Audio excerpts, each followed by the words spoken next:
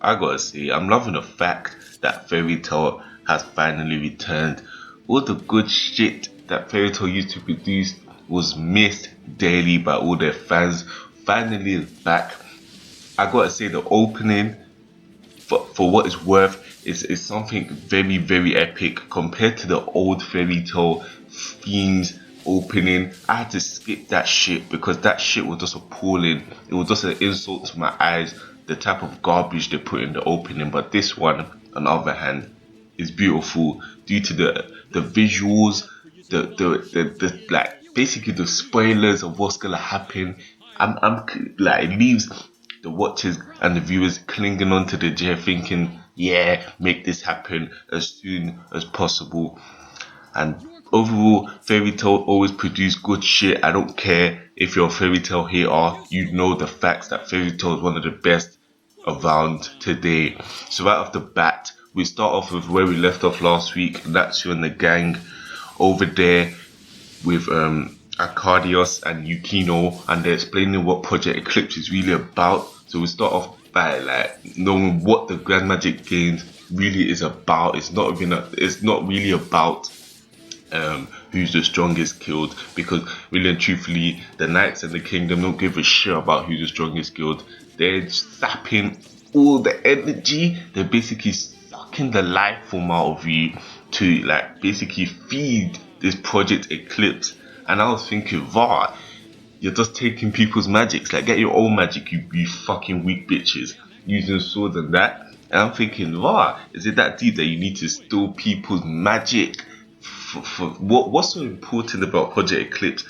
And then we realize, like, they tell us what their intentions are by doing this, and they intend to go back in time, I think 400 years, kill off Zeref, and then they think they're gonna come back and be la-di-da, everything the same except for like Zeref and the Akalogia, if that's how you pronounce it. I said it time and time again. These names are just fucking my mind. They think that everything's just gonna be the same except for them two just disappearing.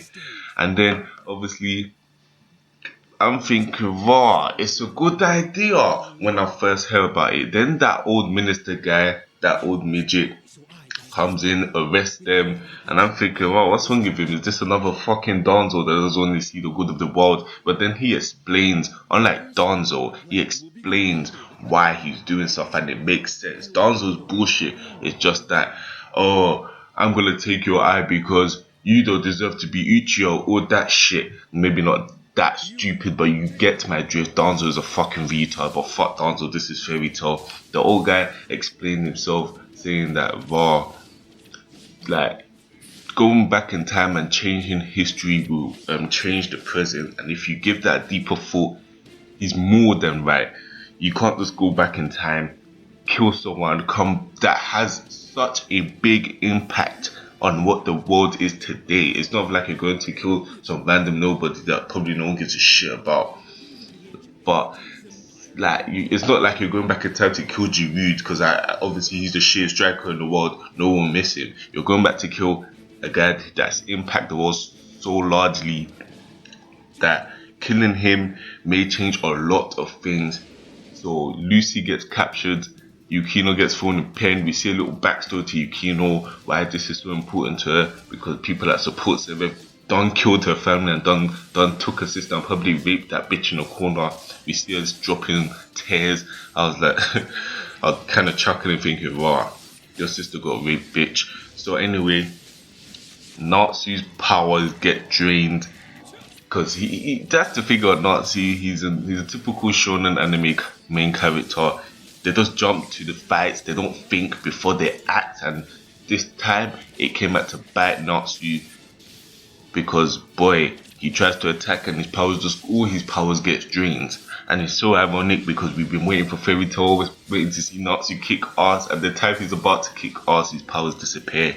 That's fucked up shit, but that's funny shit. It's gold. And then after that, we get back to the Grand Magic Games, which I was so psyched about before it ended like a fucking motherfucker. We'll get back to it. Obviously, Natsu can't be in the tournament right now because his powers got sapped.